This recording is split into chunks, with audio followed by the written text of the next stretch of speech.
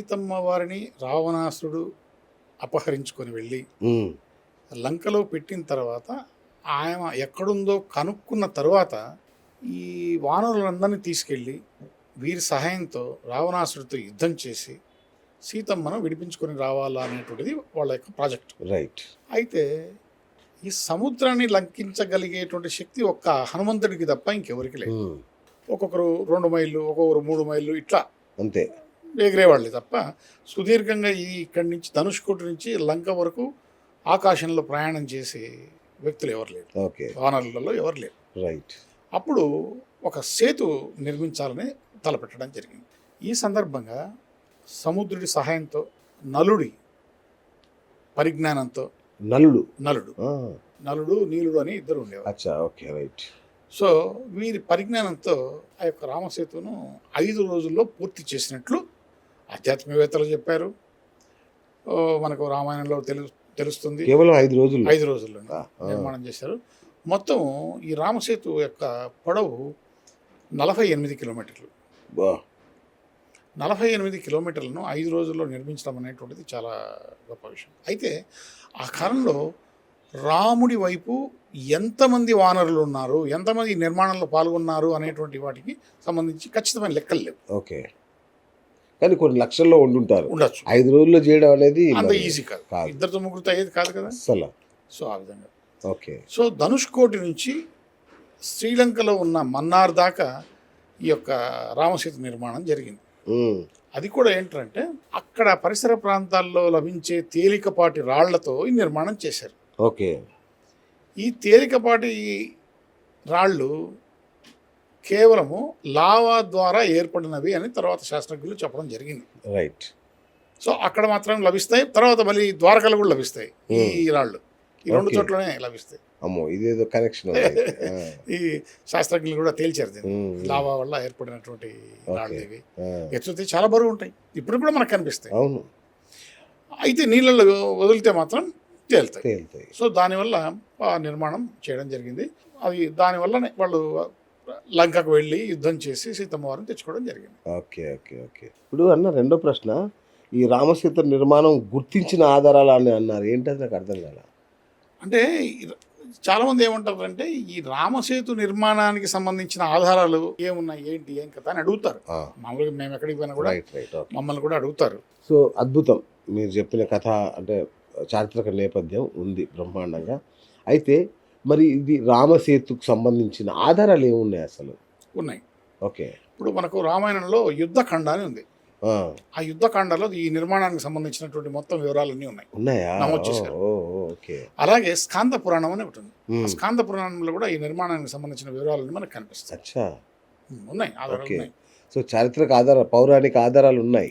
అయితే ఇప్పుడు తాజ్మహల్ ముంతాజ్కు ప్రేమ చిహ్నం అని చెప్పేసి ఎట్లా అబద్ధాలు చెప్తారో అక్కడ అబద్ధాలు కాదు, నిజం. ఏకపత్ని వృతుడైనటువంటి రాముడు సీతమ్మ వారికి ఇచ్చినటువంటి గొప్ప గౌరవంగా ప్రేమ చిహ్నంగా దీన్ని భావించాలి రామసేతు. కరెక్ట్. ఇది నిజమైనటువంటి ప్రేమ చిహ్నం, తాజ్మహల్ కాదు. తాజ్మహల్ అనేటువంటిది గుడిని వాళ్ళు శ్మశానంగా మార్చారు. ఇది సముద్రంలో అడుగులోకి ఎప్పుడో జారిపోయింది కదా, దీన్ని ఎప్పుడు ఎవరు ఎట్లా కనుక్కున్నారు అసలు? దీన్ని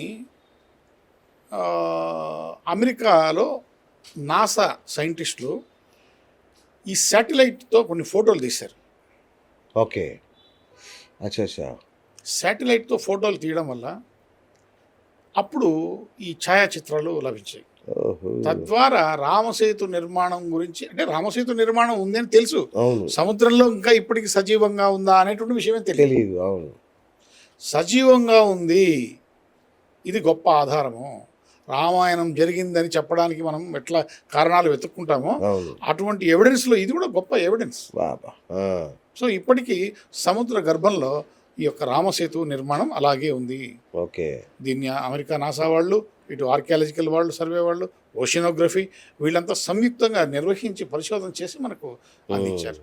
రైట్. అంటే అప్పటి నుంచి దీన్ని వ్యవహారిక నామం రామసేతువేనా, ఇంకేమైనా చారిత్రకంగా వేరే వేరే పేర్లు ఏమైనా ఉన్నాయి? వీటిని రకరకాల పేర్లతో పిలిచేవారు. మొదట ఏంటంటే సేతుబంద రామేశ్వరం అని పిలిచేవారు. దాని తర్వాత బ్రిటిష్ వాళ్ళు వచ్చిన తర్వాత దీన్ని యాడమ్స్ బ్రిడ్జ్ అనేవారు.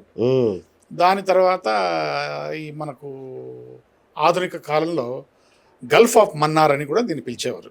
ఆహాహా.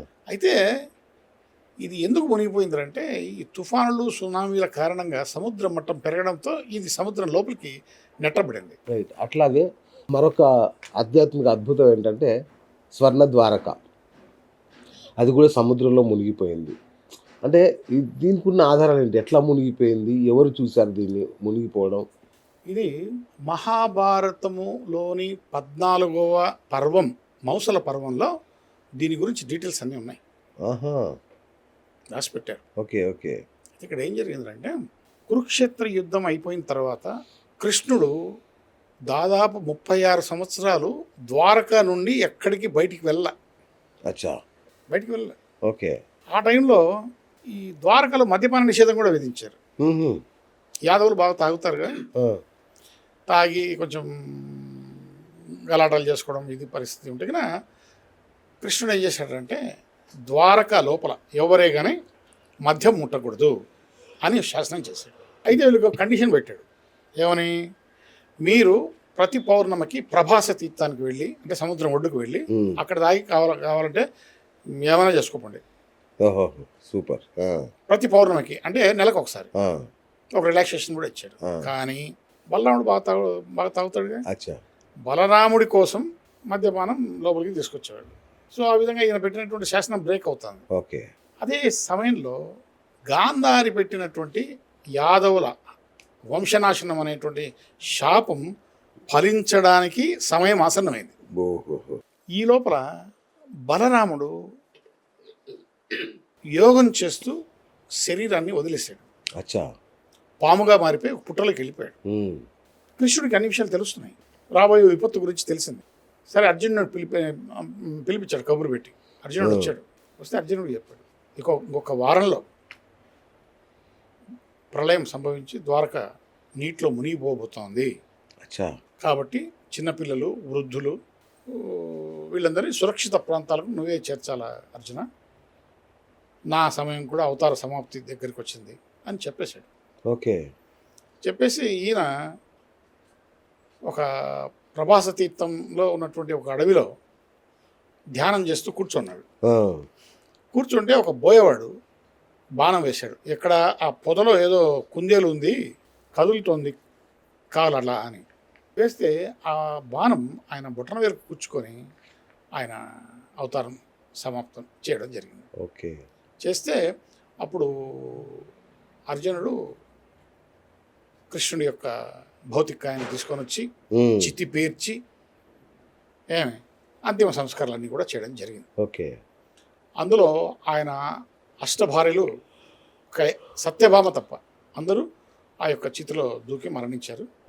ఒక సత్యభామ మాత్రం నేను తపస్సు చేసుకోవాలి, అడవులకు వెళ్తానని చెప్పేసి ఆమె అడవులకు వెళ్ళింది. తర్వాత అక్కడ అడవుల్లో సంభవించినటువంటి ఈ యొక్క అరణ్య దహనంలో ఆమె కూడా మరణించింది. ఆ విధంగా జరిగింది.